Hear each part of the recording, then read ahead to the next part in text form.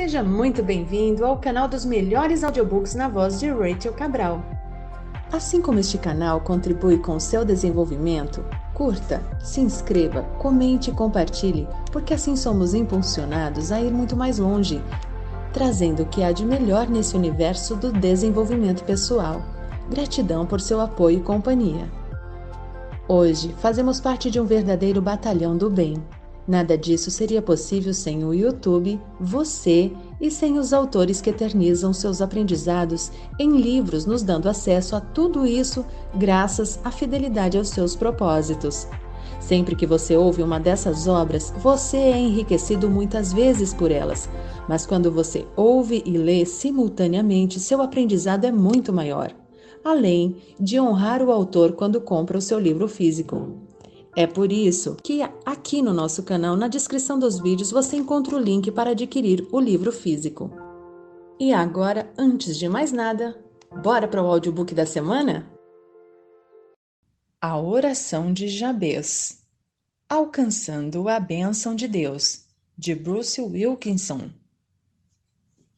Prefácio. Caro leitor, quero ensinar-lhe como fazer uma oração ousada a qual Deus sempre atende.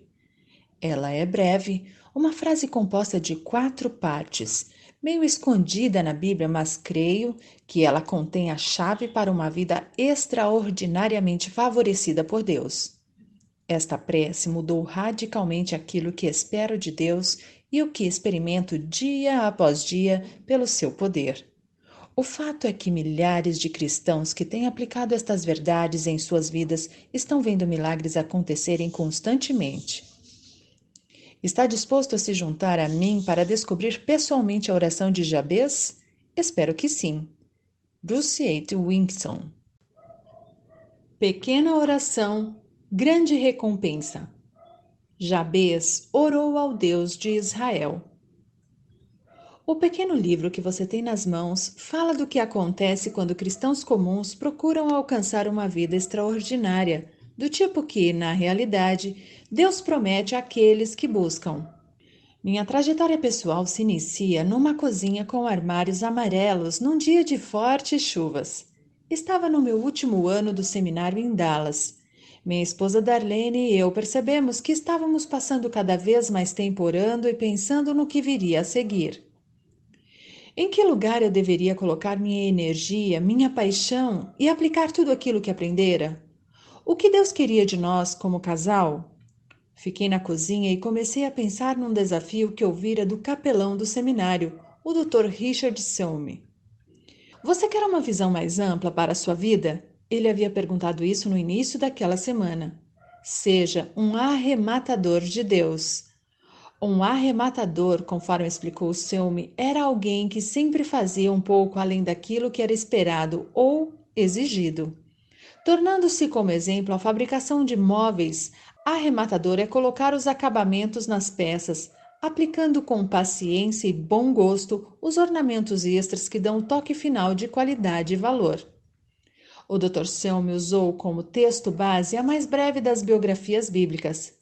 Foi Jabez mais ilustre do que seus irmãos. 1 Crônicas 4:9. Jabez queria ser e fazer mais para Deus, e como podemos concluir a partir do final do versículo 10, Deus lhe concedeu o pedido. Fim do versículo e da história bíblica. Senhor, quero ser um arrematador para ti, orei, enquanto via pela janela aquela terrível tempestade de primavera. Mas eu estava confuso. O que Jabez fez de tão extraordinário para se destacar dos outros? Por que Deus respondeu sua oração? Por falar nisso, por que será que Deus incluiu a mini biografia de Jabez na Bíblia? Observei as gotas de chuva que escorriam pela vidraça. De repente, meus pensamentos passaram rapidamente pelo versículo 9. Peguei minha Bíblia e li o versículo 10, a oração de Jabez. Alguma coisa naquela oração explicaria o mistério. Tinha de ser assim. Puxei uma cadeira, sentei-me à mesa, debrucei-me sobre a Bíblia e li a oração diversas vezes, procurando de todo o coração descobrir qual era o futuro que Deus tinha reservado para uma pessoa como eu, que era tão comum. Na manhã seguinte, fiz a oração de Jabez, repetindo palavra por palavra. Na outra manhã, a mesma coisa. No dia seguinte, idem. 30 anos se passaram e não parei de fazê-la. Se você me perguntasse qual foi a frase que mais mexeu com a minha vida, eu diria que, depois da oração que fiz quando fui salvo, o clamor de um arrematador chamado Jabez, lembrado não pelo que fez, mas pela forma como orou e o que aconteceu depois, foi algo revolucionário para mim.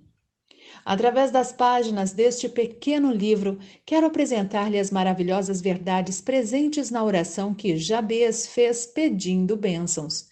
Quero prepará-lo para receber respostas impressionantes vindas de Deus, como algo constante em sua vida. Como posso afirmar com tanta certeza que isso vai provocar um impacto positivo em sua vida? Afirmo isto devido à minha própria experiência e por causa do testemunho de centenas de outras pessoas ao redor do mundo com as quais tenho compartilhado estes princípios. Além disto, a oração de Jabez destila a poderosa vontade de Deus para a sua vida. E por último, o Pai Celestial deseja dar-nos muito mais do que aquilo que poderíamos pensar em pedir. Pergunte ao homem que não tinha futuro. O menino prodígio da genealogia. Alguém já disse certa vez que existe muito pouca diferença entre as pessoas, mas é esta pequena diferença que faz toda a diferença. Jabez não aparece triunfalmente no Antigo Testamento como um Moisés ou um Davi, nem tampouco ilumina o livro de Atos como aqueles primeiros cristãos que viraram o mundo de cabeça para baixo. Mas uma coisa é certa: a pequena diferença de sua vida fez toda a diferença. Pode-se dizer que ele foi o menino prodígio da genealogia, ou talvez o pequeno grande homem da Bíblia. Você vai encontrá-lo escondido numa das seções menos lidas de um dos livros menos lidos de toda a Bíblia. Os primeiros 9 capítulos do livro de 1 Crônicas registram a árvore genealógica oficial das tribos hebreias. Começa com Adão e segue por milhares de anos até o retorno de Israel do cativeiro. É um texto chato. A enorme lista de nomes desconhecidos e difíceis, há mais de 500 deles, é capaz de desanimar até o mais valente estudioso da palavra de Deus. Veja o capítulo 4. Os filhos de Judá foram Pérez, Esrom, Esrom, Carmi, Ur e Sobal. E isto é só o começo. Almai, Isma, Idbás, Azeleupone, Anube. Certamente eu o perdoaria se neste ponto você decidisse colocar este pequeno livro de lado e fosse procurar o controle remoto da televisão. Mas fique comigo, uma história interrompe repentinamente a sequência de 44 nomes deste capítulo. Foi Jabez mais ilustre do que seus irmãos. Sua mãe chamou-lhe Jabez, dizendo, porque com dores o dei à luz. Jabez invocou o Deus de Israel, dizendo, ó, que me abençoes e me alargues as fronteiras, que seja comigo a tua mão e me preserves do mal, de modo que não me sobrevenha aflição. E Deus lhe concedeu o que lhe tinha pedido. 1 Crônicas 4, 9 e 10. No versículo seguinte, a lista de chamada dos membros da tribo de Judá continua como se nada tivesse acontecido. Quelube, irmão de Suá, gerou a Meir. Havia alguma coisa especial neste homem que foi capaz de levar o historiador a fazer uma pausa na ladainha, limpar a garganta e mudar a forma. Parece que ele está dizendo: Ei, espere um pouco. Você precisa saber algumas coisas sobre este cara chamado Jabez. Ele está muito acima do resto. Qual foi o segredo da reputação duradoura de Jabez? Você poderá procurar em todas as páginas da Bíblia, como eu já fiz, e não vai achar nenhuma outra informação além da que aparece nestes versículos. As coisas começaram mal para uma pessoa que ninguém conhecia. Ele fez uma oração comum de apenas uma frase. Tudo acabou excepcionalmente bem para ele. Está claro que o resultado pode ser atribuído à sua oração. Alguma coisa presente no pedido simples e direto que Jabez fez a Deus mudou sua vida e deixou uma marca permanente nos livros históricos de Israel. Oh, que me abençoes e me alargues as fronteiras, que seja comigo a tua mão e me preserves do mal, de modo que não me sobrevenha aflição. À primeira vista, os 4 pedidos podem ser considerados sinceros, sensíveis, até mesmo nobres, mas jamais seriam chamados de notáveis. Abaixo da superfície, porém, está um poder enorme, um novo e poderoso paradigma que corre contrário à nossa maneira comum de pensar. Nas páginas a seguir, quero mostrar-lhe como cada um dos pedidos de Jabez pode desencadear coisas maravilhosas em sua vida. Vivendo além dos limites. Qual foi a última vez que Deus atuou através de você de tal modo que você reconheceu tratar-se indubitavelmente de uma ação divina? Sendo mais específico, quando foi que você viu milagres acontecendo com regularidade em sua vida? Se você é como a maioria dos cristãos que conheço, você não sabe pedir este tipo de experiência, nem se deve fazê-lo. O que vou compartilhar com você tem possibilitado a atuação poderosa de Deus em muitas vidas durante vários anos. Estive recentemente em Dallas para falar sobre a bênção de Jabez para um auditório de 9.000 pessoas. Depois da palestra, durante o almoço, um homem me disse: Bruce, ouvi você falar sobre a mensagem de Jabez há 15 anos e desde então não parei de fazer aquela oração. A mudança foi tão dramática que eu simplesmente não parei. Do outro lado da mesa, um amigo concordou. Ele disse que vinha fazendo a pequena oração de Jabez há 10 anos, com resultados semelhantes. O homem ao meu lado, um cirurgião cardíaco de Indianópolis, disse que estava orando há 5 anos. Então eu disse a todos eles: Meus amigos, tenho feito a oração de Jabez por mais da metade da minha vida. Creio que, pelo fato de estar lendo este livro, você compartilha do meu desejo de alcançar uma vida mais honrosa diante de Deus. Não que você deseje que os outros sejam menos que isso, mas para você, nada menos que a plena bênção de Deus o satisfará. Ao se colocar diante dele para prestar contas, seu maior desejo é ouvir Deus dizer: Muito bem, meu filho. Meu amigo, Deus lhe reserva uma enorme quantidade de bênçãos não pedidas, todas à sua espera. Sei que isso parece impossível, até mesmo um pouco suspeito nesses dias de tanto egocentrismo, mas é justamente esta dinâmica, seu anseio pela plenitude que vem de Deus, que tem sido a terna vontade do Pai para a sua vida desde o início dos tempos. Se de sua parte você cumprir uma série de compromissos fundamentais, então poderá caminhar doravante com confiança e expectativa de que nosso Pai Celestial realizará todas estas coisas. Pense assim: em vez de ficar esperando à beira do rio, pedindo um copo com água para conseguir viver cada dia, você vai fazer algo impensável. Vai pegar a pequena oração da grande recompensa e vai mergulhar no rio. A partir deste momento, você permitirá que as correntezas amorosas da graça e do poder de Deus o envolvam e carreguem para a vida que ele preparou você, uma vida profundamente significativa e gratificante. Se for isso o que você deseja, continue lendo. E por que não pedir? Oh, que me abençoe! Você está num retiro espiritual nas montanhas junto com outras pessoas que desejam experimentar uma vida cristã mais plena. Durante o retiro, cada participante tem tido acesso a um mentor pessoal. O seu mentor está na casa dos 70 anos e tem influenciado pessoas por mais longo tempo do que os anos que você tem de vida. A caminho do banheiro no primeiro dia pela manhã, você passa diante do quarto de seu mentor. A porta está entreaberta e ele acabou de se ajoelhar para orar. Você não resiste e pensa: como é que um gigante na fé começa suas orações? Para por um instante e chega mais perto. Será que ele vai orar por um reavivamento espiritual? Pelos famintos ao redor do mundo? Será que ele vai orar por você? Mas o que houve é a seguinte oração: Ó Senhor, a primeira coisa que te peço esta manhã é que abençoes a mim. Chocado diante de uma oração egoísta como esta, você segue para o chuveiro. Porém, enquanto ajusta a temperatura da água, um pensamento lhe sobrevém.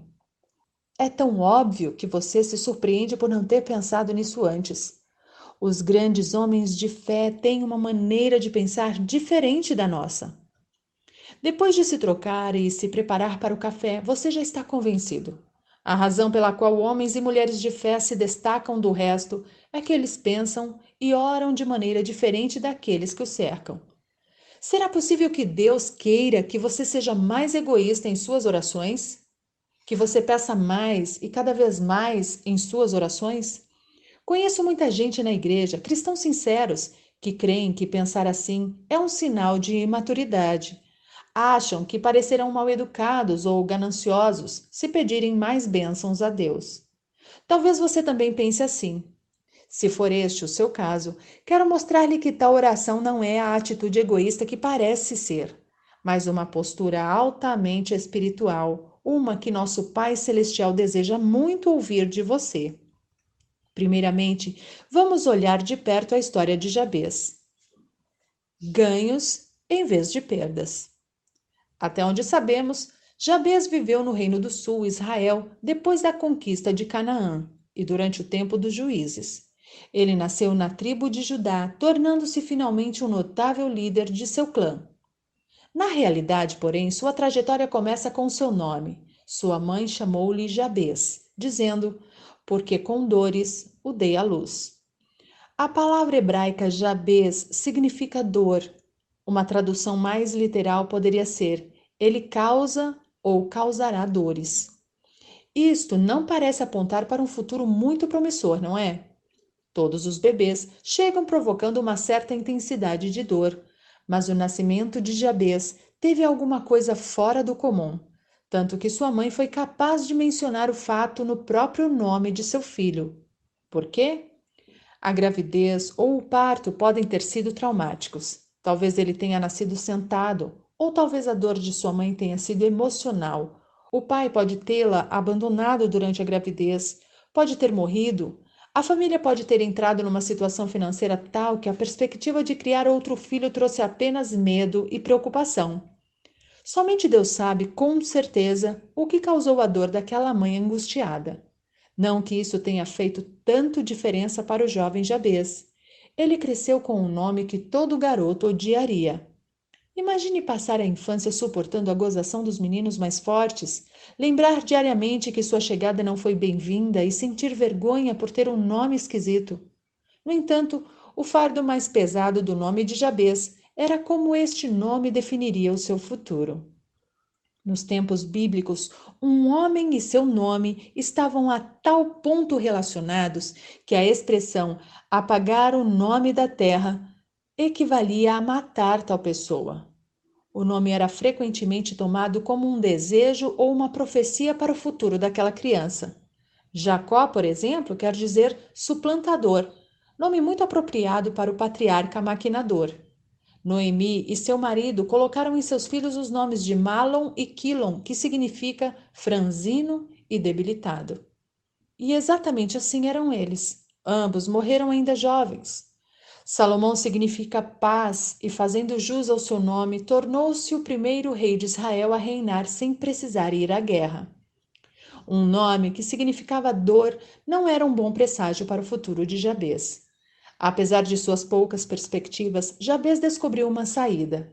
Ele cresceu ouvindo sobre o Deus de Israel, que havia libertado seus ancestrais da escravidão, que os resgatara de poderosos inimigos e os colocara numa terra de fartura. Já adulto, Jabez acreditava e confiava piamente neste Deus de milagres e de novos começos. Então, por que não pedir por um? Foi isso que ele fez. Orou e formulou o maior e o mais inimaginável pedido: ó, que me abençoes. Gosto da urgência e da vulnerabilidade pessoal deste apelo. Uma tradução mais literal do hebraico seria: abençoe-me muito mesmo. Seria como acrescentar 5 pontos de exclamação ao pedido, ou mesmo escrevê-lo em letras garrafais sublinhadas. Lá no fundo de minha mente, imagino Jabez em pé diante de um imenso portão fixado a 2 muros cuja altura alcança os céus. Oprimido pelo peso da tristeza de seu passado e da melancolia de seu presente, a única coisa que ele consegue ver diante de si é a impossibilidade, um final nada feliz. Porém, levantando suas mãos aos céus, ele clama: Pai, meu Pai, por favor, abençoa-me. E, Senhor, quero pedir-te que me abençoes muito. Logo após a última palavra, inicia-se a transformação. Ele ouve um forte estalo, depois o ranger das dobradiças, enquanto o imenso portão começa a se afastar dele, abrindo-se num enorme arco. Ali, estendendo-se até o horizonte, estão os campos repletos de bênçãos. E Jabez dá o passo inicial rumo a uma nova vida. Bênçãos não se joga fora. Antes de sermos capazes de pedir a bênção de Deus com total confiança, precisamos de uma compreensão clara do que esta palavra significa. Ouvimos as palavras bênção e abençoar em todos os púlpitos. Pedimos que Deus abençoe os missionários, as crianças e a comida que estamos prestes a comer. É costume de alguns pedirem bênção dos pais ou avós. Não é à toa que o significado da palavra bênção tenha se transformado em algo tão vago e inócuo quanto a expressão bom dia. Não é de admirar que os cristãos de hoje não estejam à busca de bênçãos, não sabem o que significa.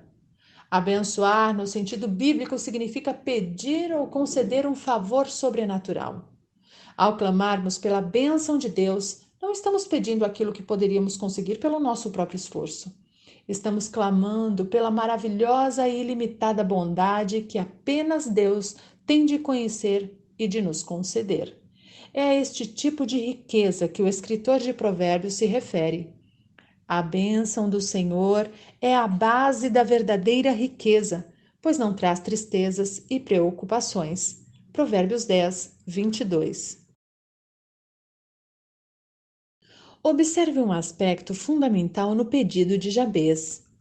Ele deixou inteiramente nas mãos de Deus a natureza da bênção, onde, quando e como ela seria dada a Jabez. Este tipo de confiança radical nas boas intenções de Deus para conosco não tem nada em comum com a doutrina da prosperidade. Ela prega que você deve pedir a Deus uma Mercedes, um salário milionário ou algum outro sinal exterior que possa significar que você encontrou um meio de fazer seu pé de meia através de uma conexão especial com Deus. Ao contrário, a bênção de Jabez é muito definida. Pede a Deus que Ele nos dê exatamente aquilo que Ele tem reservado para nós. Quando buscamos a bênção de Deus como valor máximo para a nossa vida, estamos nos jogando de corpo inteiro no rio da vontade de Deus, de seu poder e de seu propósito para nós. Todas as demais necessidades se tornam secundárias diante daquilo que realmente queremos. Ficar totalmente imersos naquilo que Deus está tentando fazer em nós, através de nós e ao nosso redor, para a sua glória. Permita-me falar-lhe de um legítimo subproduto da busca sincera pela bênção de Deus. A sua vida será marcada por milagres. Como posso saber? Porque Deus nos promete e tenho visto essas coisas acontecerem em minha própria vida. O poder que Deus tem de realizar grandes coisas de repente não encontra mais obstáculos em você.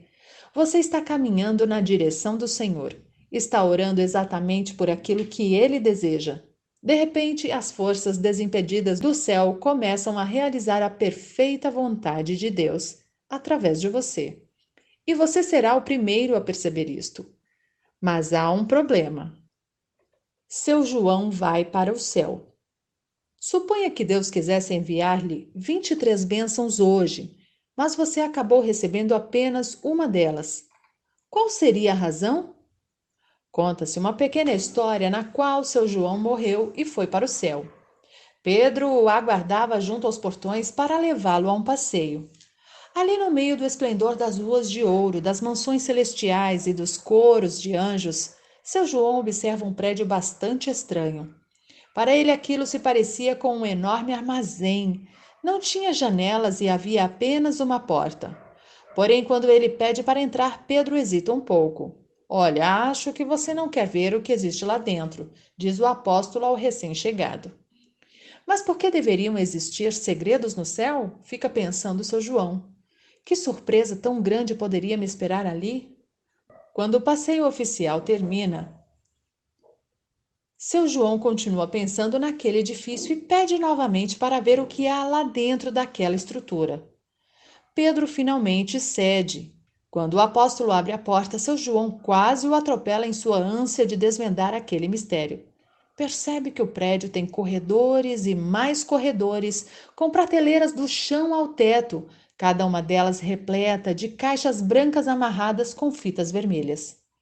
Estas caixas têm nomes escritos nelas, nota seu João, pensando em voz alta. Então ele se vira para Pedro e pergunta: se há alguma com o seu nome. Sim, responde o apóstolo.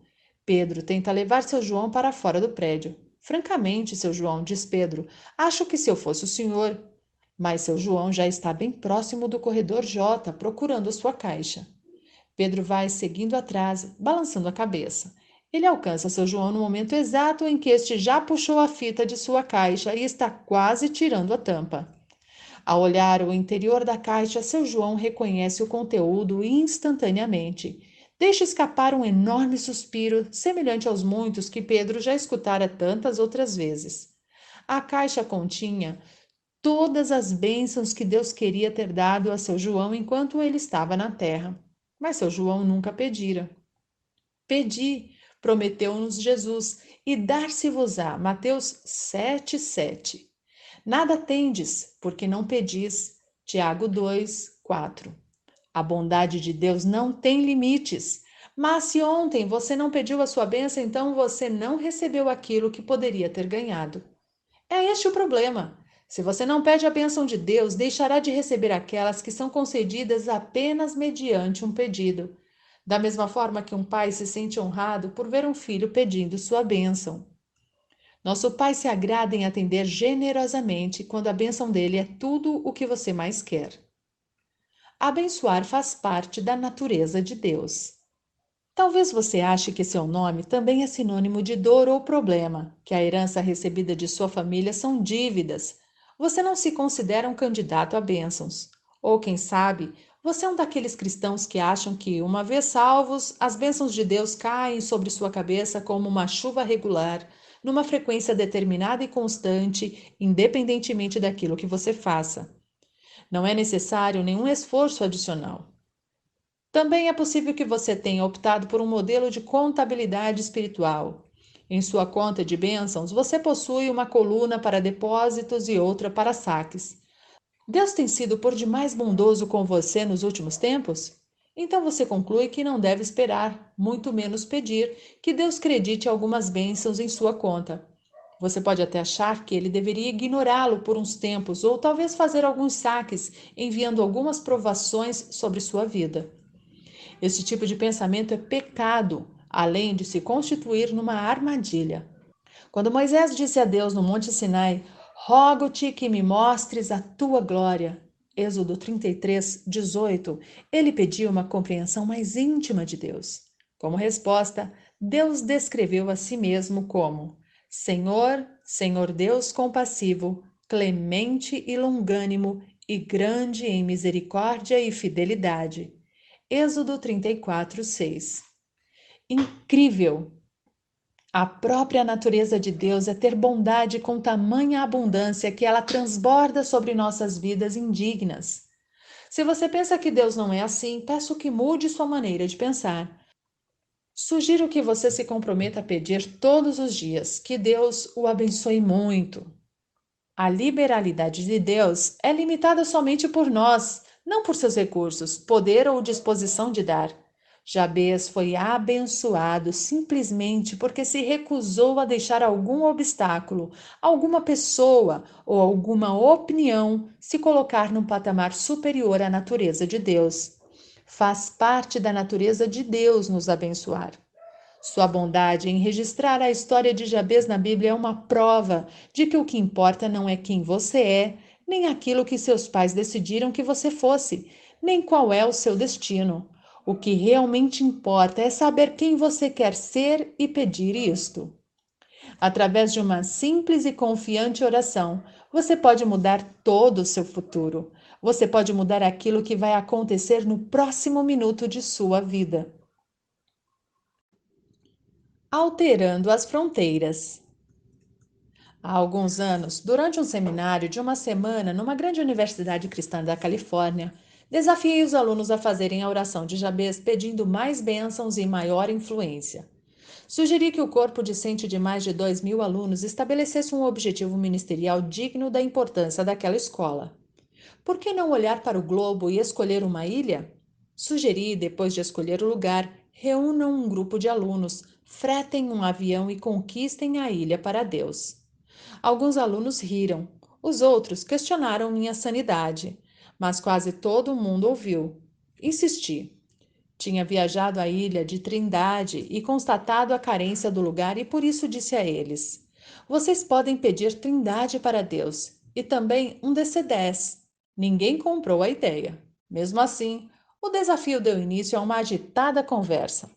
Vi que a maioria dos alunos estava ansiosa por fazer alguma coisa significativa com seus talentos e com seu tempo disponível, mas estavam inseguros sobre como começar.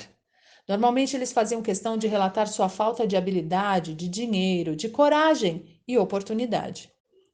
Passei a maior parte daquela semana fazendo-lhes uma pergunta. Se o Deus do céu o ama infinitamente e quer que você esteja diante dele a cada instante, e se você sabe que o céu é um lugar muito melhor para você, então por que será que ele deixou você aqui na terra? Expus a cada aluno que encontrava o que eu achava ser uma resposta bíblica para aquela questão. Você está aqui porque Deus quer que você alargue suas fronteiras, conquistando novos territórios para Ele, talvez uma ilha, e alcançando pessoas em nome dele. Deus estava operando. Uma semana depois de voltar para casa, recebi uma carta de um aluno chamado Warren. Ele e seu amigo David tinham decidido desafiar o poder de Deus e pedir que os abençoasse e alargasse suas fronteiras. Eles oraram especificamente que Deus lhes desse a oportunidade de testemunhar ao governador daquele estado naquele final de semana. Jogaram seus sacos de dormir na porta-malas do Plymouth Valiant, ano 1963 de Warren, viajaram mais de 600 quilômetros até a capital do estado e foram bater na porta do governador. A carta prossegue assim: Veja o que tinha acontecido até a noite de domingo, quando voltamos de Sacramento. Havíamos testemunhado de nossa fé a 2 frentistas de um posto de gasolina, a 4 seguranças, ao chefe da Guarda Nacional dos Estados Unidos, ao diretor do Departamento de Saúde, Educação e Ação Social do Estado da Califórnia, ao chefe da Polícia Rodoviária da Califórnia, à secretária do governador e, por fim, ao próprio governador. Estamos agradecidos e assustados, feito crianças, com o crescimento que Deus nos tem dado. Obrigado mais uma vez por seu desafio. Isso foi só o começo. Nas semanas e meses que se seguiram, uma visão de fronteiras mais largas varreu o campus. No outono, um aluno orientado por Warren e Dave já havia montado um grande projeto missionário para o verão seguinte chamado Operação Jabez.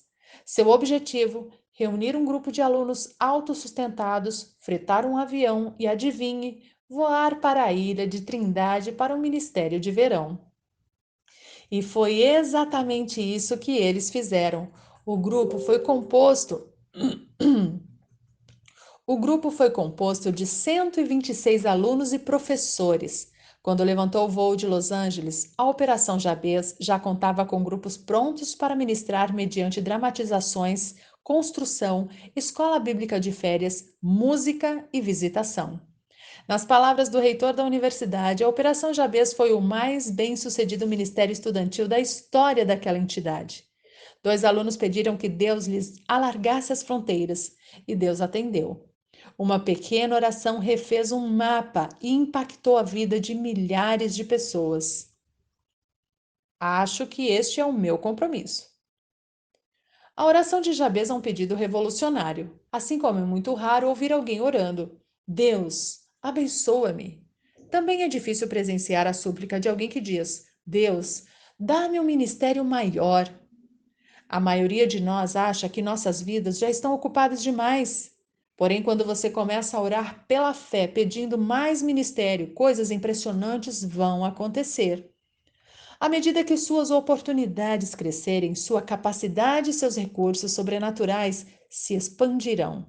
Não demora muito e você começará a perceber o prazer que Deus tem em seu pedido e a urgência que Ele tem de fazer grandes coisas em você e através de você. As pessoas vão bater na nossa porta ou se assentar na mesa do lado, começarão a dizer coisas que vão surpreender até a elas mesmas. Pedirão alguma coisa, elas não estarão bem certas do que é e vão esperar sua resposta. Chamo estes encontros de compromissos de Jabez. Lembro-me da primeira vez que orei pedindo um desses compromissos. Foi num lugar surpreendente, a bordo de um navio na costa da Turquia. Eu estava viajando sozinho, avaliando uma empresa especializada em levar grupos para fazer turismo no Mediterrâneo, seguindo os passos da igreja primitiva. Passamos dias maravilhosos a bordo daquele navio, com tempo suficiente para me dedicar a diversos projetos, mas com o passar dos dias fui me sentindo solitário. Na manhã em que ancoramos em Patmos, a ilha onde João escreveu o livro do Apocalipse, cheguei ao fundo do poço. Em vez de seguir o roteiro turístico, caminhei pelas ruas daquele pequeno porto conversando com Deus. Senhor, sinto saudades de casa e estou fraco, dizia eu. Mas quero ser teu servo. Mesmo aqui, alarga minhas fronteiras. Manda-me alguém que precisa de mim. Numa pequena praça, encontrei um restaurante com mesas nas calçadas. Sentei-me e pedi uma xícara de café. Poucos minutos depois, ouvi a voz de um homem atrás de mim. Você está no navio de cruzeiro? Olhei para trás e vi um jovem caminhando na minha direção. Sim, estou, disse eu. E você? Ele me disse que era americano e que vivia na ilha. Perguntou se poderia sentar-se ali. Seu nome era Terry. Poucos minutos depois, ele já estava me contando sua história. De acordo com o que ele me contou, seu casamento estava à beira de um penhasco. Na verdade, aquele dia era o fim de tudo. Sua esposa dissera que partiria à noite. Você sabe o que eu estava pensando naquele momento, não é? Tá bom, senhor. Acho que este é o meu compromisso de hoje. Eu o aceito. Você quer que sua esposa vá embora? Perguntei. Ele me disse que não. Posso sugerir-lhe algumas coisas? Ofereci-me. Quando ele disse que sim, soube que era a confirmação dada pelo Senhor de que aquela seria mais uma das experiências de Jabez. Passei uma hora conversando sobre vários aspectos e princípios bíblicos para um casamento feliz. Terry nunca ouvira falar de nenhum deles. Quando eu já estava acabando, Terry estava tão ansioso para ter uma oportunidade de colocar aquelas ideias em prática que pulou da cadeira e ficou em pé na minha frente. Terry, disse eu, quero ouvir notícias de como foram as coisas entre você e sua esposa hoje. Aconteça o que acontecer. Venha até o navio antes de partirmos e me conte, está bem? Terry concordou, despediu-se e partiu. Naquela noite, todos voltaram ao navio. Eu estava no convés esperando alguma coisa. Ainda me sentia solitário, um pouco frustrado, e comecei a pensar o que se passara no coração de Terry naquele café. Quando o capitão ordenou que se desse o último apito, anunciando nossa partida, fui até a proa onde a tripulação estava ocupada mexendo com as amarras do navio. E ali, correndo atrás de nós pela costa, vinha um casal de mãos dadas. Quando chegaram perto o suficiente para me verem na balaustrada, começaram a gritar: Funcionou! Funcionou! Vamos ficar juntos! Durante o resto da viagem, fiquei tão contente com o que Deus havia feito que senti como se estivesse flutuando pelas águas sem precisar do navio. Deus havia marcado um compromisso na agenda daquele jovem para que pudesse se encontrar comigo. Começamos a nos aproximar a partir do momento em que orei pedindo ao Senhor, pedindo por uma vida mais ampla para o seu serviço. Vivendo conforme a matemática de Deus. Independentemente de quais sejam nossos dons, nossa formação ou nossa vocação, o chamado que recebemos de Deus é para realizar sua obra aqui na terra. Se quiser, pode chamar a isso de viver sua fé em prol dos outros. Pode chamá-lo de ministério. Também pode chamá-lo de expediente diário do cristão. Seja qual for o nome que você lhe dê, a verdade é que Deus está procurando pessoas que queiram fazer mais, pois com tristeza o que vemos é que a maioria dos cristãos parece se recusar a viver neste nível de bênção e influência. Para a maioria de nós, a relutância provém de números certos, mas numa aritmética totalmente errada. Veja o exemplo. Quando determinamos o tamanho do território que Deus tem em mente para nós, temos em nosso coração uma conta que se soma mais ou menos assim: minhas habilidades, mais minha experiência, mais meu treinamento, mais minha personalidade e aparência, mais meu passado, mais minhas expectativas pessoais, igual território a mim reservado. Não importa quantos sermões já tenhamos ouvido sobre o poder que Deus tem de trabalhar através de nossas vidas. Nós simplesmente encobrimos a pequena palavra através. É claro que dizemos que nosso desejo é que Deus trabalhe através de nós. Mas o que realmente queremos dizer não é através, mas normalmente por ou associado a nós. Mas o lembrete que Deus nos dá é o mesmo que ele deu aos judeus quando estes voltaram do cativeiro para uma terra dizimada, não por força nem por poder, mas pelo meu espírito, diz o Senhor dos Exércitos, Zacarias 4:6. Nosso Deus é especializado em trabalhar através de pessoas comuns que creem num Deus sobrenatural, que vai cumprir sua obra através delas. O que ele está esperando é o convite. Isto quer dizer que, na matemática de Deus, a equação seria mais ou menos assim: minha disposição e minhas fraquezas, mais a vontade e o poder sobrenatural de Deus, igual meu território expandido. Quando você começa a pedir com sinceridade, a implorar mesmo por mais influência e responsabilidade para, com isso, honrar a Deus, o Senhor vai colocar oportunidades e pessoas em seu caminho. Você pode confiar que Ele nunca vai mandar alguém a quem você não possa ajudar através da orientação e da força do Senhor. Não raro, você sentirá medo ao começar a apossar-se de novo território para Deus, mas também vai experimentar uma enorme emoção ao sentir Deus conduzi-lo em suas atividades. Você será como João ou Pedro, a quem foram dadas as palavras a serem ditas no momento oportuno.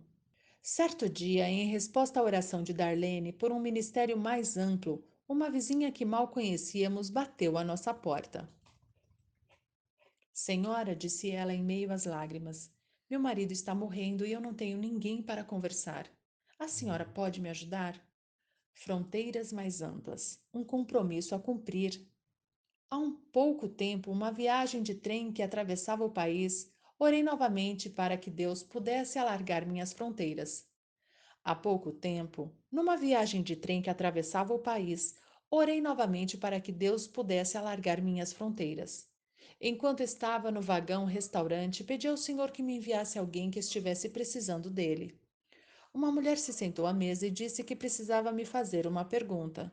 Ela sabia meu nome, mas pouca coisa a meu respeito. Parecia muito agitada.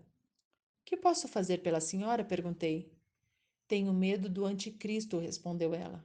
Por 50 anos tenho vivido com o pavor de não ser capaz de reconhecê-lo quando ele surgir, de ser enganada por ele e de receber a marca da besta. Esta pergunta direta e objetiva de uma mulher que eu nunca mais verei na minha vida me levou a ter uma conversa com ela de modo a promover uma maravilhosa libertação espiritual em sua vida. Seu assento na primeira fila. Orar por fronteiras alargadas é nada menos que pedir um milagre. Um milagre é uma intervenção divina que provoca um evento que normalmente não ocorreria. Foi exatamente isso e nada menos que Jabez precisou para transcender seu nome e mudar sua situação. Você acredita que milagres acontecem hoje em dia? Muitos cristãos que conheço não creem. Digo a eles que um milagre não precisa romper as leis naturais para ser considerado um evento sobrenatural. Ao acalmar uma tempestade, Cristo não descartou uma lei natural. A tempestade terminaria por si só eventualmente. O que ele fez foi mudar a condição do tempo. Quando Elias orou para que parasse de chover, Deus dirigiu o ciclo natural de seca e chuva. Do mesmo modo, os poderes divinos de operar milagres estavam claramente em evidência quando, ao saber das necessidades de Terry, Deus nos colocou juntos na ilha de Patmos. Assim também, Deus operou quando permitiu que eu conversasse com aquela mulher no trem. Os milagres mais emocionantes em minha vida aconteceram quando fiz a Deus o audacioso pedido de expandir muito o seu reino. Você não precisa de Deus para dar pequenos passos. É quando você se entrega a Deus e se coloca no centro dos planos dele para este mundo, que estão acima de nossa capacidade de executá-los, e quando implora a Deus dizendo: Senhor, usa-me, dá-me um ministério para ti, que os verdadeiros milagres são desencadeados. É neste momento que os céus enviam anjos, recursos, força e as pessoas de que você precisa. Sou testemunha disto. Vi isto acontecer centenas de vezes. Deus sempre intervém quando você coloca as prioridades dele acima das suas. Se você orar ao Senhor pedindo o alargamento de suas fronteiras, com certeza você vai reconhecer sua resposta divina. Você terá um assento na primeira fila de um grande espetáculo, uma vida cheia de milagres. O toque da grandeza. Que seja comigo a tua mão. E agora? Você avançou rápido demais e deu de cara com a dura realidade. Você é incapaz de manter a vida que acabou de alcançar. Depois de ousarem pedir por um ministério mais amplo, muitos vacilaram neste ponto de sua transformação espiritual. Eles receberam bênçãos numa escala que jamais imaginaram ser possível. Viram Deus ampliar os limites de sua influência e das suas oportunidades. Mas, de repente, o vento que soprava sob suas asas parou. Desamparados, eles começaram a cair em queda livre. Isso lhe parece familiar? Talvez as novas oportunidades que surgiram na empresa parecem exigir recursos que você não possui. É possível que os adolescentes que começaram a se reunir em sua casa estejam influenciando negativamente sua família num nível mais profundo que a sua influência positiva sobre a vida deles. Talvez as oportunidades ministeriais que você pediu e que finalmente lhe foram dadas parecem exigir uma pessoa com habilidades muito superiores às suas. Você recebeu um cesto repleto de bênçãos de Deus, marchou rumo ao novo território e tropeçou diante de circunstâncias esmagadoras. Quando os cristãos se veem neste tipo de enrascada, frequentemente se sentem amedrontados, enganados, abandonados e um pouco irados. Foi o que aconteceu comigo. Buscando poder. Eu caí em queda livre. Senti-me fraco e fora de controle, muito diferente de como um líder deve se sentir, e a maior parte do tempo tudo o que eu podia ver era o chão chegando cada vez mais perto. Isto aconteceu no começo da minha aventura ministerial, quando as portas se escancararam diante de possibilidades fabulosas na organização cristã que eu dirijo, a Caminhada Bíblica. Não conseguia me livrar da sensação de que eu era a pessoa errada para o trabalho. Profundamente desnorteado, decidi buscar o conselho de um homem mais experiente e maduro, John Mitchell. Estava na casa dos 80 anos naquela época, nascera em Yorkshire, Inglaterra, e era um grande professor de Bíblia e pai espiritual de milhares de pessoas. Contei-lhe o que pensava ser a direção de Deus para mim e confessei-lhe meu problema. Ainda tentava descrever minha crise em detalhes quando ele me interrompeu. Meu filho, disse ele com sotaque característico, este sentimento do qual você está fugindo se chama dependência. Significa que você está caminhando com o Senhor Jesus. Fez uma pausa para que eu pudesse digerir o que ele acabara de dizer e continuou. A verdade é que no momento em que você não estiver se sentindo dependente, estará deixando de viver verdadeiramente pela fé. Não gostei do que acabara de ouvir. Dr. Mitchell, o senhor está dizendo que essa sensação de incapacidade é de fato o que devo sentir? Certamente que sim, meu jovem, disse-me ele todo sorridente. É exatamente isso. É assustador e totalmente emocionante, não é? Na condição de filhos e filhas de Deus, eleitos e abençoados por Ele, devemos arriscar algo tão ousado que o fracasso é garantido, a não ser que Deus intervenha. Reserve alguns instantes para meditar em oração e tentar compreender até que ponto esta verdade se opõe a tudo quanto você escolheria humanamente. Isto vai contra o bom senso, contradiz sua experiência anterior, parece desconsiderar seus sentimentos, seu treinamento e sua necessidade de se sentir seguro. Conspira para que você acabe parecendo um tolo e um fracassado. Mas é este o plano de Deus para os seus mais honrados servos. Temos de admitir que os grandes heróis da vida parecem desconhecer o conceito de dependência, mas eu e você fomos feitos para ela. Depender de Deus transforma em heróis pessoas comuns como eu, você e Jabez. Como? Somos forçados a clamar como Jabez fez em seu terceiro apelo: que seja comigo a tua mão. Através deste clamor, desencadeamos o poder de Deus para realizar sua vontade e demonstrar a sua glória por meio de todas aquelas aparentes impossibilidades. Observe que Jabez não começou sua oração pedindo que a mão de Deus estivesse sobre ele. Àquela altura, ele ainda não tinha consciência dessa necessidade. As coisas ainda estavam sob seu controle. Seus riscos e os temores a eles inerentes eram mínimos. Mas quando suas fronteiras começaram a se alargar e tarefas proporcionais ao tamanho do reino de Deus começaram a se colocar diante dele, Jabez sabia que precisava de uma mão divina e rápido. Ele poderia ter desistido ou tentado continuar por esforço próprio. Em vez disso, ele orou. Se buscar as bênçãos de Deus é nosso mais elevado ato de adoração, e se pedir para fazer mais para Deus é nossa maior ambição, requerer que a mão de Deus esteja sobre nós é a nossa escolha estratégica para que as grandes coisas que Deus está fazendo em nossas vidas se perpetuem e continuem a florescer. É por isso que podemos chamar a mão de Deus sobre nós de o toque de grandeza. Você não se torna grande, você se torna dependente da forte mão de Deus. As necessidades que você coloca nas mãos do Senhor se transformam em oportunidades ilimitadas. Deus se engrandece através de você. Uma escada até as nuvens. Certo dia, Darlene e eu fomos a um enorme parque urbano no sul da Califórnia com nossos filhos, na época pré-escolar. Era o tipo de parque que faz um homem crescido desejar voltar a se tornar criança.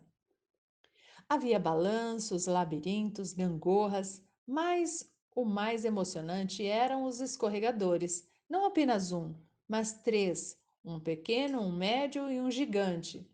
David, que na época tinha 5 anos, correu como uma bala na direção do pequeno.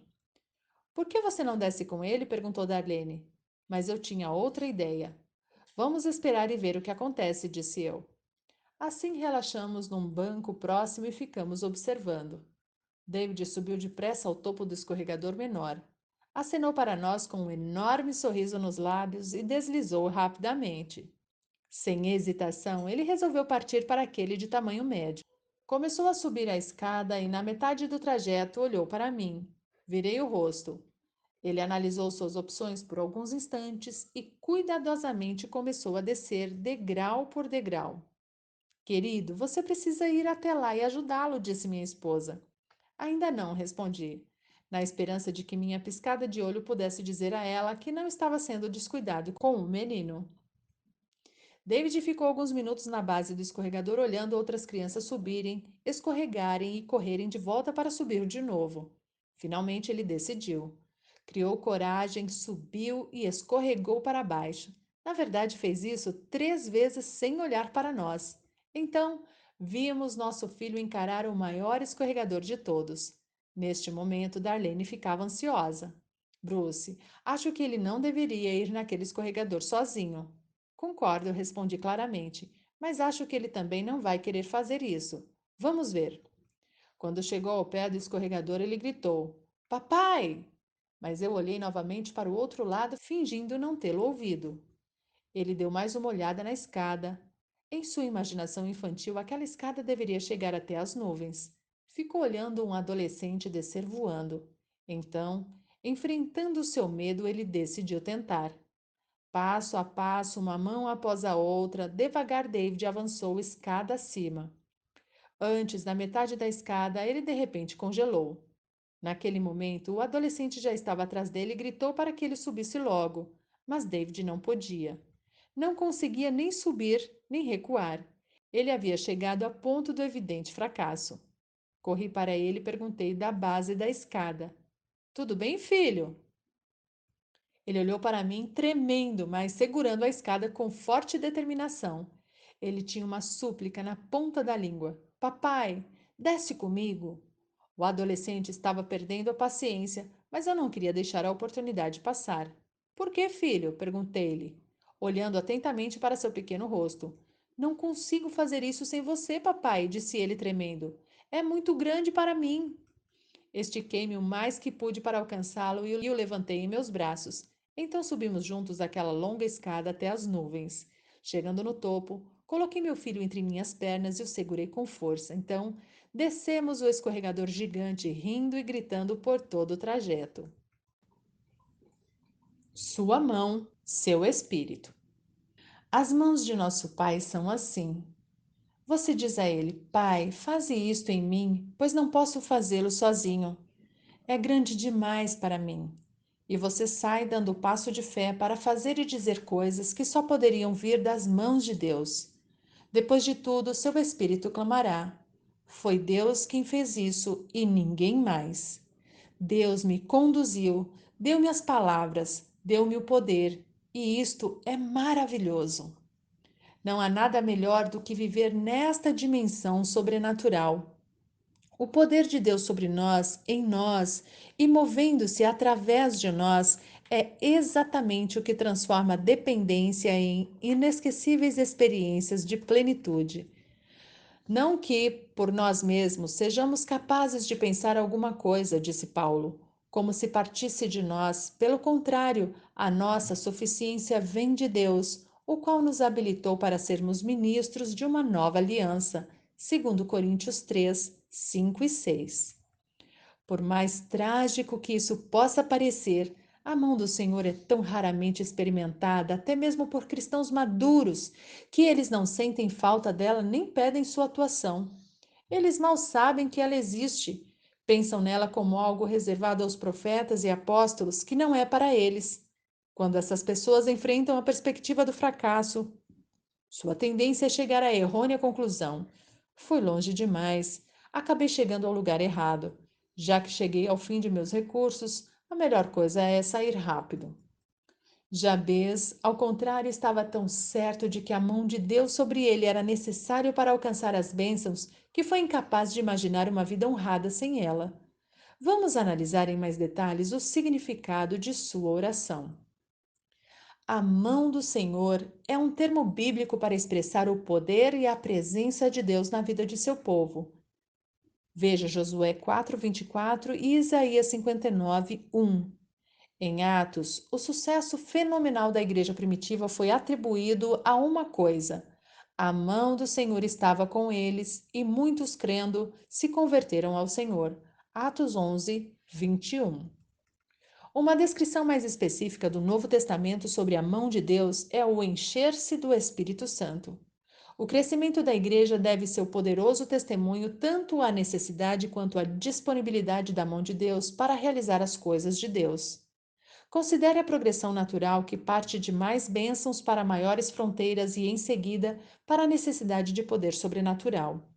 Quando Jesus deu a seus discípulos a grande comissão, ide, portanto, fazei discípulos de todas as nações, e eis que estou convosco todos os dias. Mateus 28, 19 e 20.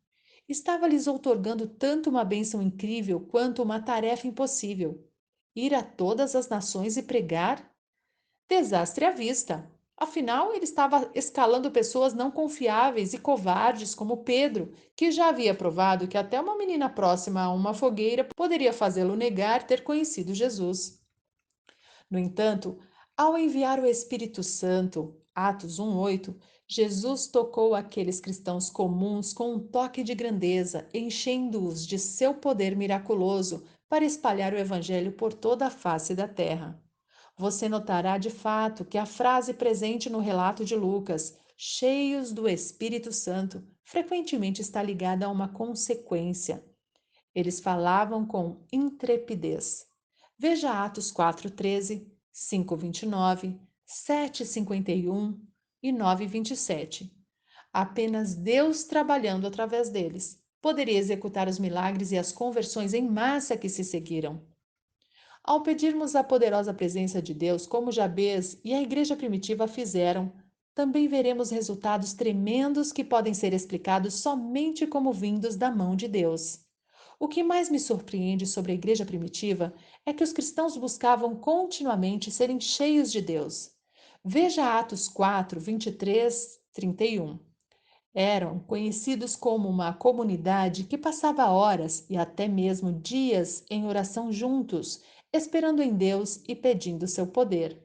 Veja Atos 2, do 42 ao 47. Eles ansiavam por receber mais da mão de Deus, um preenchimento espiritual renovado do poder de Deus que poderia transformar um fracasso certo e iminente em um milagre, fazendo com que tarefas impossíveis fossem realizadas. Paulo instruiu os cristãos de Éfeso a fazer disso uma prioridade, para que sejais tomados de toda a plenitude de Deus. Efésios 3, 19. Com este fim em mente, Paulo orou para que Deus os abençoasse e os fortalecesse mediante o seu Espírito. Efésios 3, 16. Quando foi a última vez em que sua igreja se reuniu e pediu para ser cheia do Espírito Santo? Qual foi a última vez em que você orou com frequência e fervor, dizendo: Ó Senhor, coloca a tua mão sobre mim, enche-me com o teu Espírito Santo?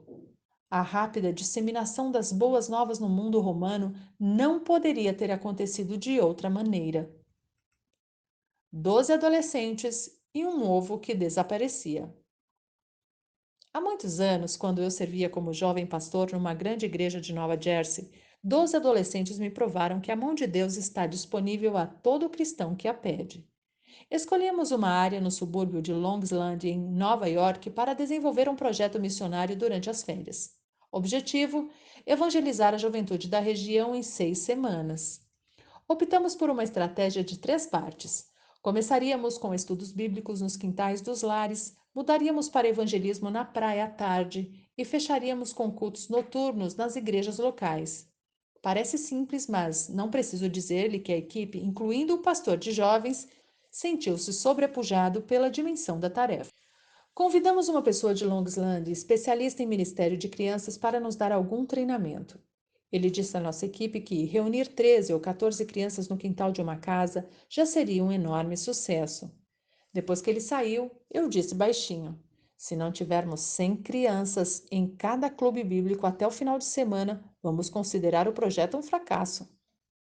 Repentinamente, todos nós tivemos o desejo de nos ajoelharmos em oração. Nunca me esquecerei daqueles garotos sinceros e de suas orações. Senhor, abençoa a gente. Sei que parece loucura, mas dá-me 100 crianças. E, Senhor, pelo teu Espírito, faze algo para a tua glória. Os pais sempre diziam à equipe que o que eles queriam fazer era impossível, e tenho certeza de que eles estavam certos. Mas as coisas começaram a acontecer. 4 das 6 equipes estavam abarrotadas com mais de uma centena de crianças nas reuniões da primeira semana. Alguns grupos precisaram se mudar para locais maiores, como casas cujos quintais não fossem separados por muros e que pudessem acomodar todas as crianças. Até o final da semana, já havíamos compartilhado as boas novas com mais de 500 crianças, a maioria das quais nunca tinham ido a uma igreja. Se este milagre já não fosse suficiente, a etapa da praia de nosso projeto missionário para Long Island conseguiu ainda mais, ajudada por um pouco de mágica. A verdade é que fui a uma loja de novidades e voltei com um kit de mágica para iniciantes. Aquelas caixas com coisas escritas do tipo tudo o que você precisa para divertir e impressionar seus amigos. Fiquei acordado até as 3 horas da manhã aprendendo como fazer um ovo desaparecer. Na tarde seguinte, estávamos promovendo nosso show gratuito de mágica na areia e pedindo a Deus que sua mão estivesse sobre nós. Nosso público cresceu de uma simples fileira de crianças deixadas ali por seus pais que queriam alguns minutos de paz para mais de 150 pessoas em trajes de banho.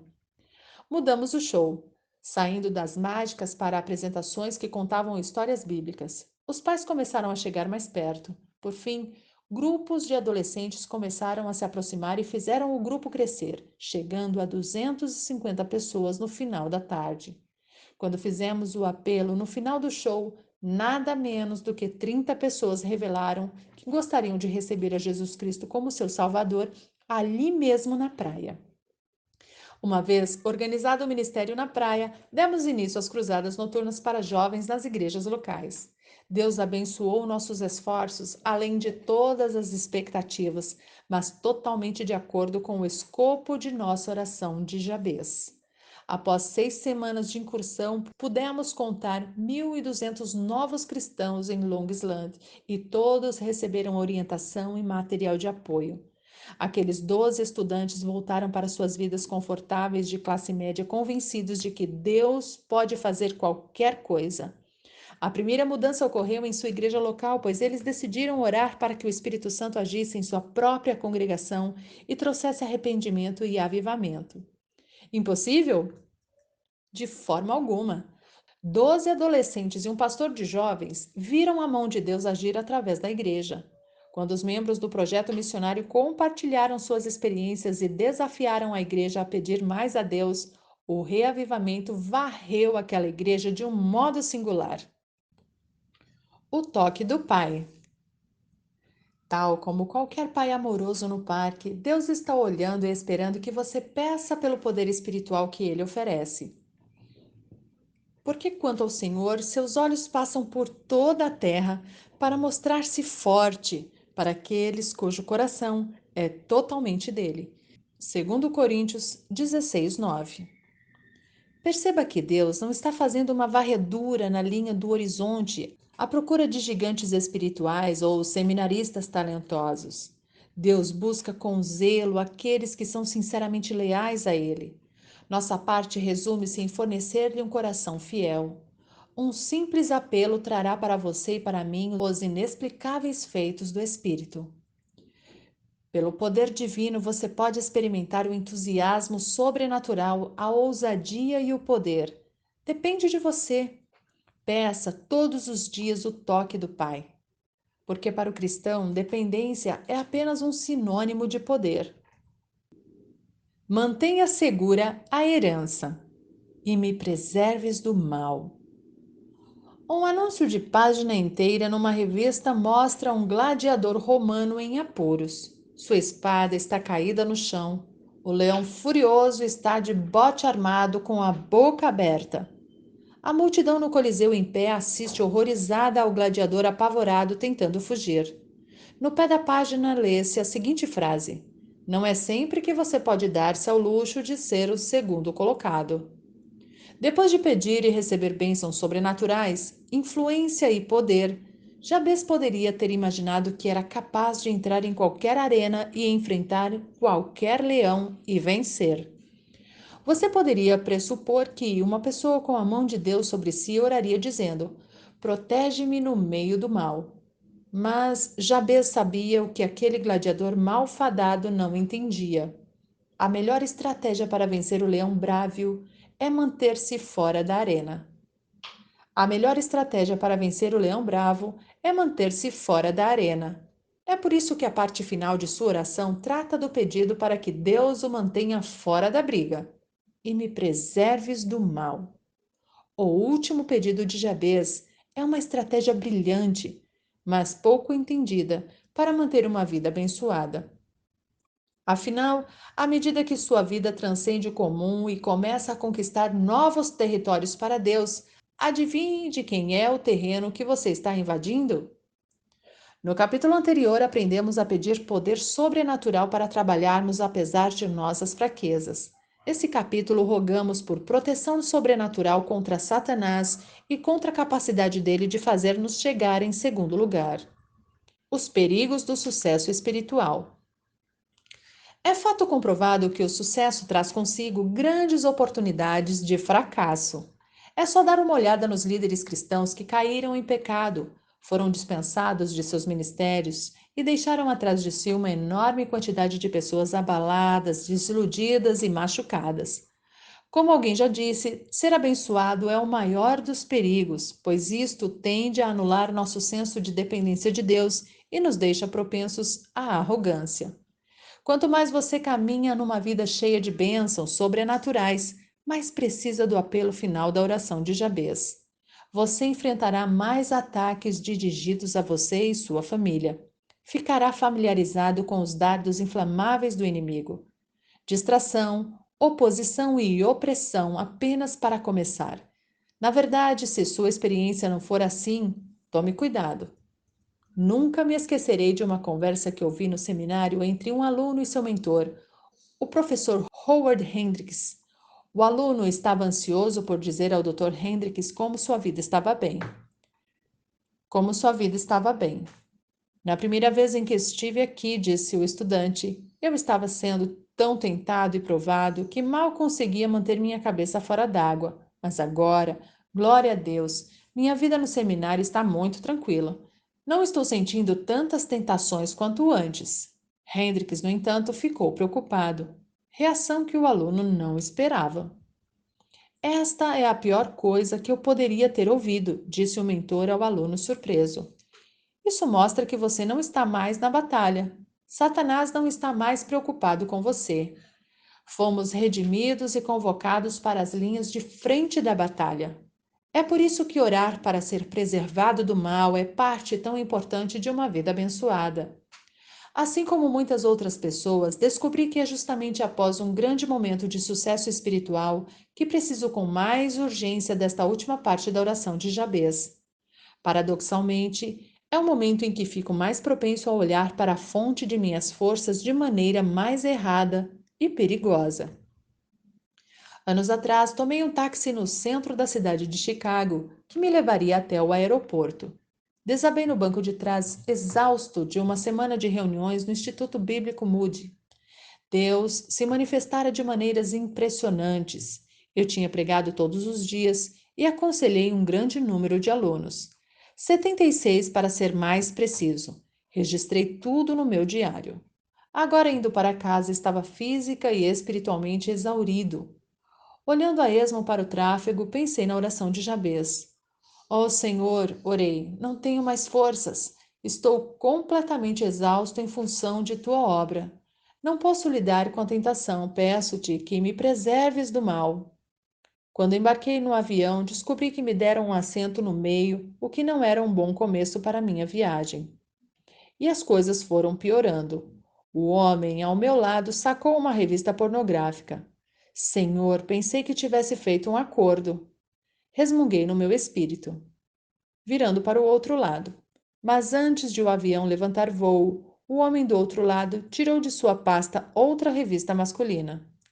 Naquele momento, eu não estava propenso a pedir que os dois homens mudassem sua leitura. Fechei os olhos e orei. Não posso lidar com isso hoje. Senhor, por favor, manda este mal embora. De repente, o homem da minha direita reclamou de algo e dobrou sua revista e a colocou de lado. Olhei para ele para ver o que o levara a agir desta maneira. Nada até onde pude perceber. Então, o homem à minha esquerda olhou para o outro passageiro, também resmungou e fechou sua revista. Mais uma vez, não pude enxergar a razão aparente daquela atitude. Estávamos sobre Indiana quando comecei a dar gargalhadas incontroláveis. Os dois me perguntaram o que havia de tão engraçado. Senhores, disse eu, vocês não acreditariam se eu lhes contasse. Brincando de ficar distante. Chegamos agora a uma das fortalezas ocultas de Satanás na vida dos cristãos. Em minha experiência, a maioria dos cristãos parece orar simplesmente pedindo forças para suportar a tentação, pela vitória contra os ataques de nosso feroz inimigo, Satanás. Por alguma razão, não pensamos em pedir que Deus simplesmente nos mantenha longe da tentação e que mantenha o diabo encurralado fora de nossas vidas. Porém, no modelo de oração que Jesus deu a seus discípulos, quase um quarto de suas palavras pedem libertação. E não nos deixes cair em tentação, mas livra-nos do mal. Mateus 6:13.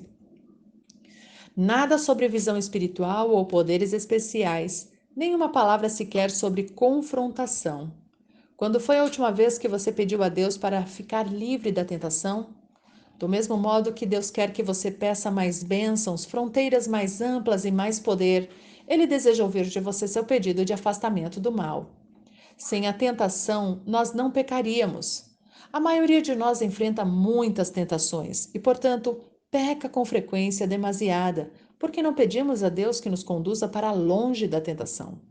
Portanto, amadurecemos muito quando começamos a nos concentrar menos em derrotar a tentação e mais em evitá-la. Embora tivesse todas as legiões do céu à sua disposição, até mesmo Jesus orou pedindo libertação.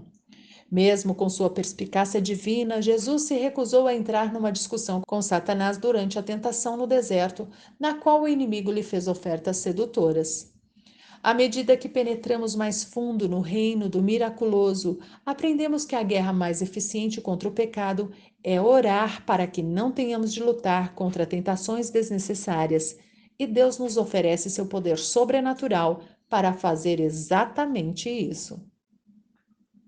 Deitando as armas. A arena da tentação normalmente é território inimigo. Não quero dizer com isso que ser tentado é a mesma coisa que pecar. Este é mais um dos enganos de Satanás. O que estou afirmando aqui é que somos levados a expurgar o mal das esferas de nossa experiência subjetiva. Este terreno não é neutro, pois somos criaturas caídas que possuem uma compreensão limitada, como Satanás sabe bem. Neste contexto, até mesmo nossas melhores armas, humanamente falando, podem nos levar à derrota. Considere, por exemplo, as armas da sabedoria, da experiência e dos sentimentos. Sua sabedoria. Ela funciona muito esporadicamente, na melhor das hipóteses, pois a natureza do mal é enganar com um pouco de verdade. Não toda a verdade, mas uma parte suficiente para nos deixar em dúvidas. Adão e Eva não eram mais propensos a sucumbir à tentação do que nós somos hoje.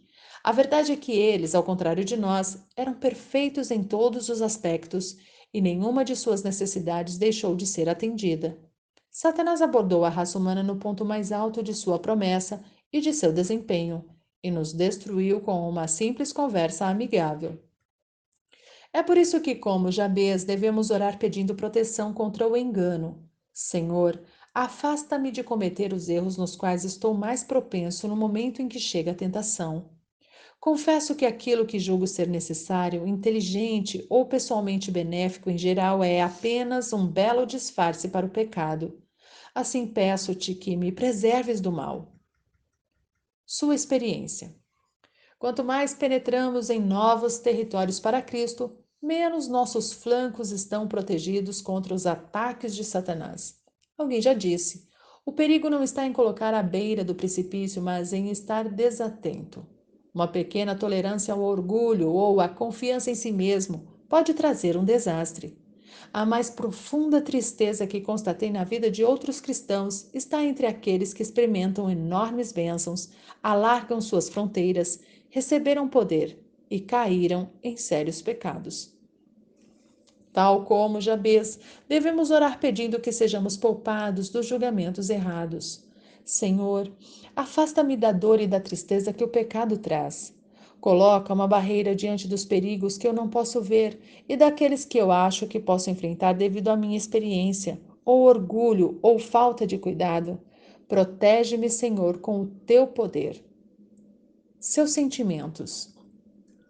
Será que compreendemos mesmo quanto nossos sonhos humanos estão longe do sonho que Deus tem para nós?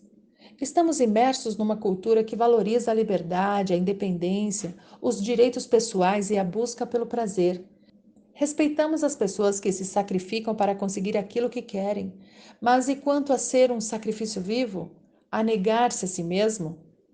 Do mesmo modo como Jabez orou, devemos pedir que sejamos afastados daquilo que nos parece correto, mas que na realidade está errado. Senhor, afasta-me das tentações que apelam às minhas emoções e às minhas necessidades físicas, daquelas que penso equivocadamente que mereço ou que tenho o direito de desfrutar. Tu és a fonte de tudo aquilo que é verdadeiramente vivo e por isso peço-te que dirijas os meus passos para longe de tudo o que não vem de ti. Esses são pedidos de libertação que nosso Pai tem prazer em ouvir e responder. Testemunha da liberdade.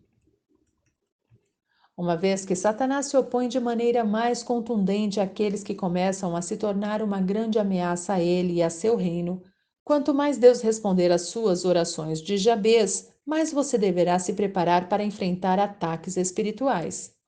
Há momentos, porém, em que você não pode se afastar do mal, porque, pelo poder de Deus, você estará tentando lançar um ataque fulminante contra as trevas. Nesses momentos, você pode se manter confiantemente firme contra o inimigo com aquilo que Paulo chama de as armas da nossa milícia, segundo Coríntios 10:4. Lembro-me de uma reunião nos primeiros anos do movimento Promise Keepers. Os 25 membros de nossa diretoria se reuniram em oração pouco antes do início do evento, ao qual compareceram dezenas de milhares de pessoas no estádio logo abaixo de nós. A opressão era tão forte que tropeçávamos em nossas palavras e ficávamos calados. A menos que derrotássemos aquela oposição tão intensa, sabíamos que não haveria razão para darmos início ao programa. Por fim, um dos membros se levantou e começou a atacar o mal com a verdade. Irmãos, a vitória já é nossa, declarou ele confiadamente, enquanto nós continuávamos de joelhos. Com total determinação, ele começou a orar mencionando a verdade da vontade de Deus para aquele dia. Sua memorável oração foi algo mais ou menos assim: Senhor, é a tua vontade que busquemos a tua bênção para esta grande multidão de homens e suas famílias. Sabemos que é teu profundo desejo conquistar áreas para o teu reino nesta geração, neste dia da história, neste estádio. E já te agradecemos o que farás aqui. A essa altura, o máximo que o resto do grupo conseguia fazer era concordar com ele em oração, colocando-se nas mãos do Senhor para que ele agisse em nós e a nosso favor. O peso que sentíamos era quase impossível de suportar, mas a oração de nosso líder não parou ali. Pai, é teu profundo e imutável desejo que teu Espírito Santo esteja aqui, e ele está aqui em nosso meio, movendo-se entre as fileiras de homens que se reuniram neste recinto. Tu estás aqui para trabalhar numa dimensão sobrenatural que mal podemos compreender, mas que sinceramente ansiamos. Diante de teu nome, Senhor Jesus, que todo o poder na terra se dobre ou seja exterminado.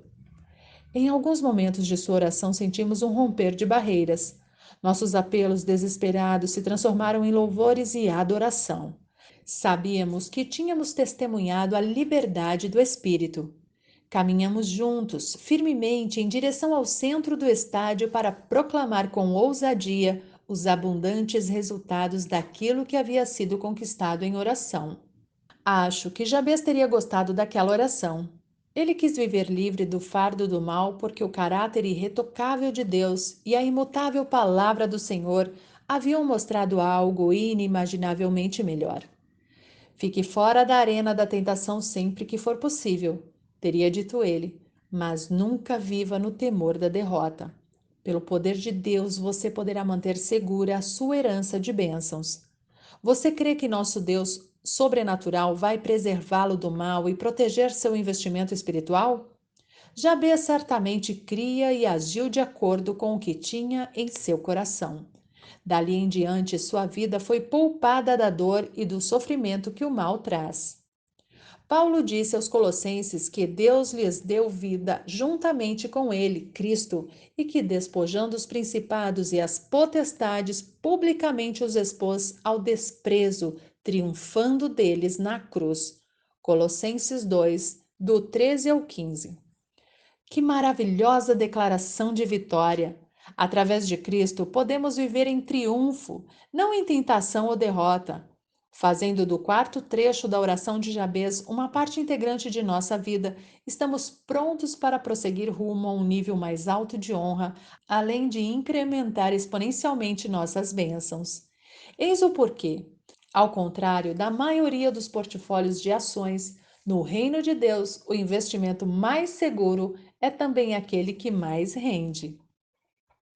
Bem-vindo ao hall de honra de Deus. Foi Jabez mais ilustre que seus irmãos. Você acha que Deus tem seus favoritos?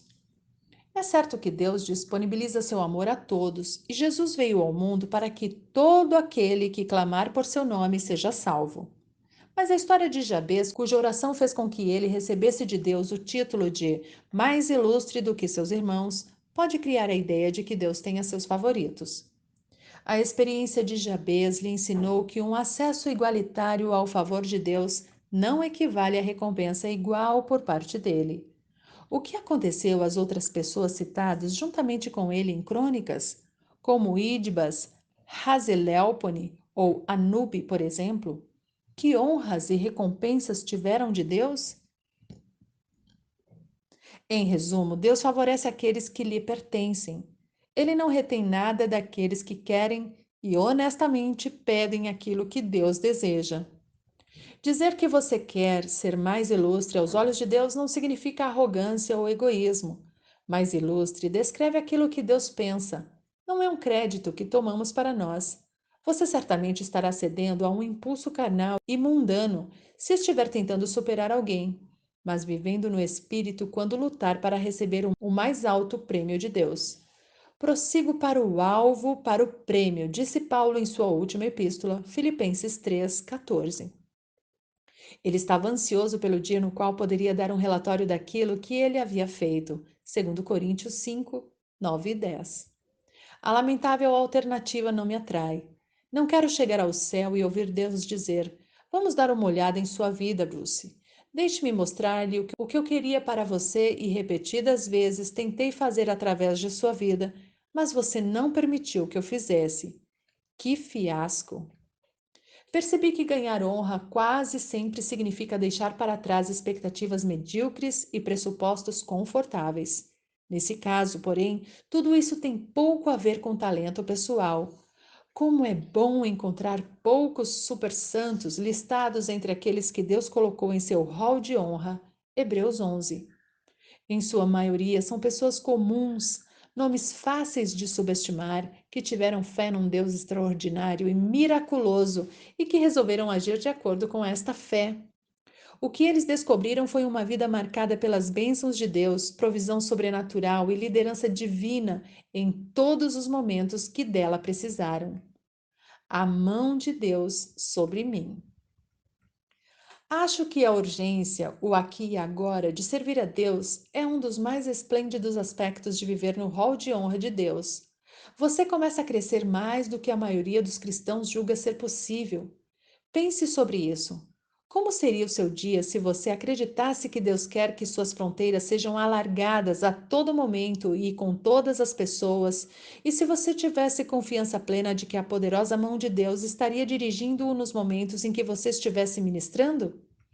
Durante os últimos 5 anos, tenho colocado esta crença à prova de maneira bem específica e, com frequência, tenho observado resultados surpreendentes. Peço ao Senhor por um ministério maior, então, seguindo o mover do Espírito Santo, inicio uma conversa com uma pessoa fazendo uma simples pergunta: Em que posso ajudá-lo? Deixe-me dar-lhe um exemplo. Eu estava em Atlanta indo para o aeroporto tomar o avião que me levaria a um importante compromisso na Carolina do Norte. Sem qualquer aviso, o trânsito foi ficando lento até que parou. Um grande acidente havia bloqueado toda a pista.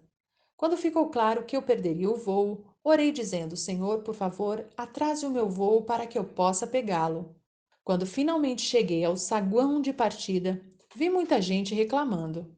Estava claro que o meu voo estava atrasado.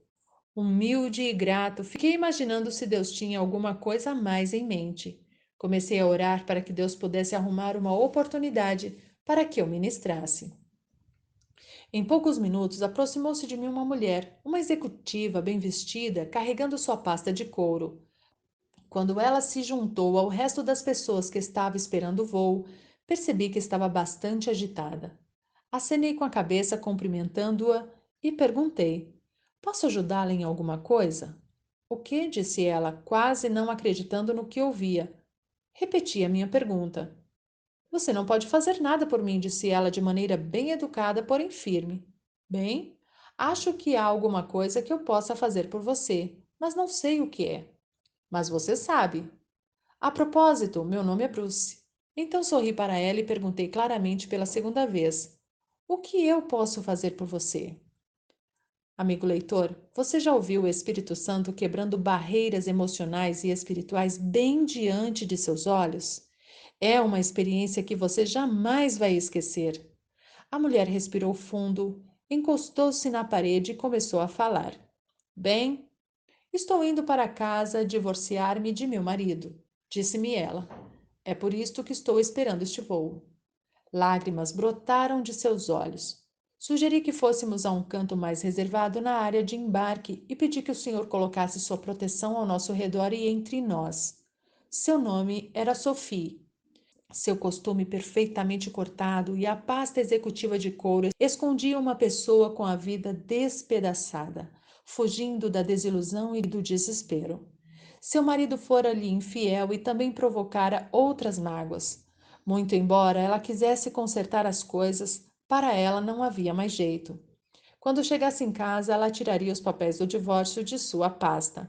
O funcionário da companhia nos interrompeu. Ashville, certo? Vocês vão perder seu avião. Éramos os dois últimos a embarcar. Agora Sophie estava agitada porque nossa conversa teria de ser interrompida e ela ainda não havia acabado. O senhor vai nos colocar juntos, disse eu, sem ter muita confiança naquilo que eu mesma estava falando. O que você quer dizer com isto? Perguntou Sophie. Bem, ele não teve muita dificuldade para criar a terra, por isso, creio que ele pode nos colocar assentados juntos. Porém, quando olhamos nossos bilhetes, percebemos que estávamos a 5 fileiras de distância. Ao chegarmos ao meu assento, o homem que estava no assento do meio, próximo a Sophie, ouviu-nos conversando. Virou-se para nós e disse: Odeio o assento do meio. Vou mudar de lugar para que vocês possam ficar juntos. Sophie afundou no assento ao meu lado, boca aberta. Durante o voo, conversamos sobre suas opções. Orei com ela. Quando descemos em Ashville, ela estava quebrantada e pronta para perdoar. Ainda estava magoada, mas estava em paz, determinada a devotar a seu casamento o compromisso que ele merecia. Quando penso de novo neste compromisso divinamente arranjado, posso ver as pegadas de Jabez e de sua pequena oração. Pedi por uma bênção de Deus para hoje. Pedi mais território, mais ministério e influência para Deus e dei um passo adiante para recebê-lo. Dependi precária, mas confiantemente do Espírito Santo que guiaria meus pensamentos, palavras e ações em relação a Sophie e que trabalharia no reino sobrenatural para realizar aquilo que eu não fosse capaz de fazer. Pedi a Deus que impedisse o mal, neste caso, até mesmo a mais ínfima possibilidade de um pensamento indevido, pudesse estragar a bênção que ele desejava conceder através de mim. Deixe-me encorajá-lo, meu amigo, a estender a mão em direção ao milagre. Seu pai conhece seus talentos, suas barreiras e a condição em que você se encontra a cada momento. Ele também sabe de coisas que provavelmente você não tem conhecimento. Toda e qualquer pessoa que está passando por necessidades terríveis e que precisa receber o toque de Deus através de você. Deus vai levá-lo a essa pessoa no momento exato e nas circunstâncias adequadas. Naquele momento você vai receber poder para ser sua testemunha. O ciclo de bênçãos.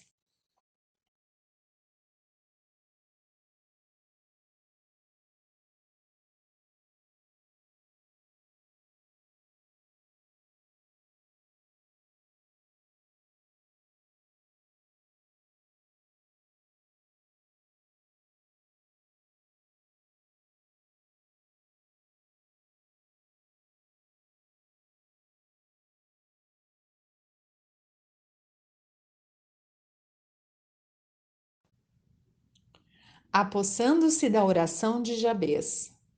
E Deus lhe concedeu o que tinha pedido. Quero desafiá-lo a fazer da oração de Jabez parte integrante de seu dia a dia. Para tanto, quero encorajá-lo a seguir firmemente durante os próximos 30 dias o plano aqui descrito. No final deste período, você perceberá mudanças significativas em sua vida e a oração estará prestes a se tornar um valoroso e contínuo hábito. 1. Faça a oração de Jabez todas as manhãs e registre um diário marcando num calendário ou num quadro que você separou especificamente para este propósito. 2. Escreva a oração e colhe-a em sua Bíblia, na geladeira, no espelho do banheiro ou em qualquer outro lugar que o faça se lembrar de sua nova visão. 3. Releia este livro uma vez por semana durante o próximo mês, pedindo a Deus que lhe mostre as ideias importantes que você possa ter perdido. 4. Conte a alguém que você assumiu o compromisso de um novo hábito de oração e peça a esta pessoa que lhe cobre o seu cumprimento. 5. Comece a registrar em sua vida, especialmente os compromissos marcados por Deus e as novas oportunidades que você pode relacionar diretamente à oração de Jabez. 6. Comece a fazer a oração de Jabez por sua família, seus amigos e sua igreja local. É claro que aquilo que você apenas sabe sobre esta ou qualquer oração não vai trazer-lhe nada diferente. O que você sabe sobre libertação não vai libertá-lo de coisa alguma. Você pode pendurar a oração de Jabez nas paredes de todos os cômodos de sua casa e nada vai acontecer. Somente aquilo em que você acredita e, por consequência, faz é que vai desencadear o poder de Deus para você e promover uma mudança de vida. Quando você age, está dando um passo rumo às melhores coisas que Deus tem para você. Sou uma prova viva disso. O resto da história. No primeiro capítulo deste livro, contei-lhe de que modo o fato de orar pedindo maiores fronteiras redirecionou o curso e a qualidade de minha vida. Deixe-me contar-lhe o resto da história. Eu e minha esposa demos o primeiro passo no sentido de transformar a oração de Jabez, uma parte comum de nossa jornada espiritual, naquela cozinha amarela de Dallas, durante uma tempestade que batia na janela. Queríamos muito para alcançar mais, para fazermos e sermos tudo aquilo que Deus tinha em mente para nós. Mas não tínhamos ideia do que aconteceria.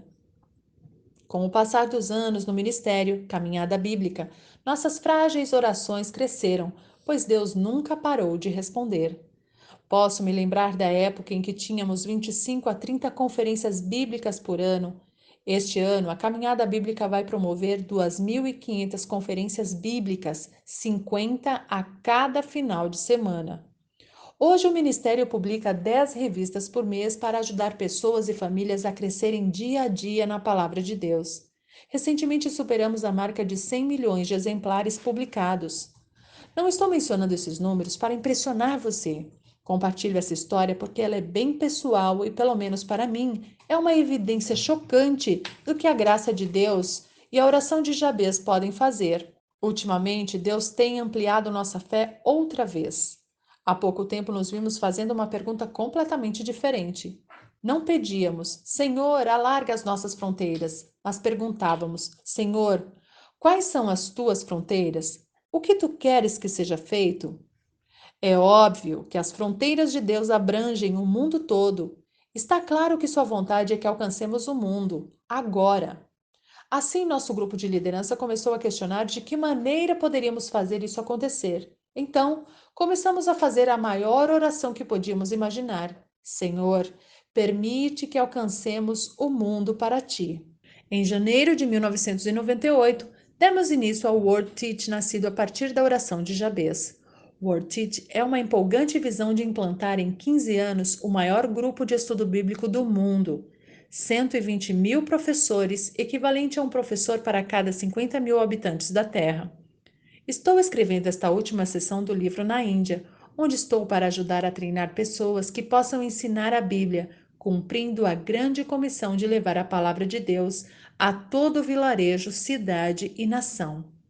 Apenas olhando aquilo que está acontecendo, posso lhe garantir que Deus ainda responde àqueles que têm um coração leal e fazem a oração de Jabez.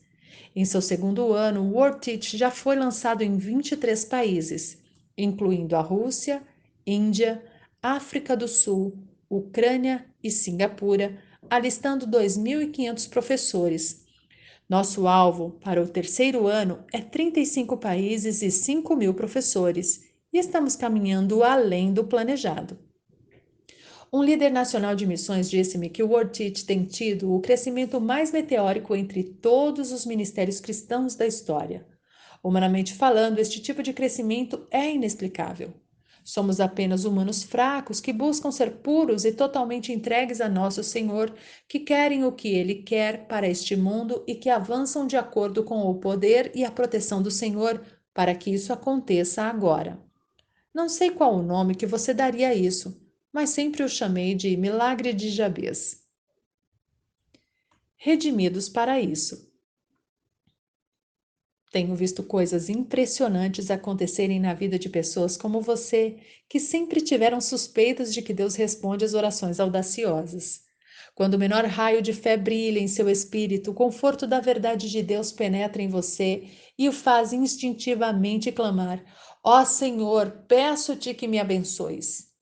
Também vejo em pessoas como você um entusiasmo crescente e uma ansiedade sadia por aquilo que vai acontecer em seguida, pois alguma coisa sempre acaba acontecendo.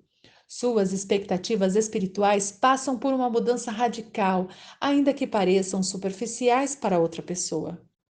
Você sente uma confiança renovada no poder presente e real de suas orações, porque sabe que está orando de acordo com a vontade e o prazer de Deus. Você sente no fundo de seu ser a convicção de que é certo orar assim. Sabe, sem qualquer sombra de dúvida, que foi redimido para fazer isso, pedir ao Senhor pelo bem maior que Ele tem em mente para você e pedi-lo de todo o coração. Junte-se a mim nesta transformação. Você vai mudar seu legado e espalhar bênçãos sobrenaturais por onde for. Deus desencadeará seu milagroso poder em sua vida agora mesmo e para toda a eternidade. Ele vai derramar sobre você honra e deleite.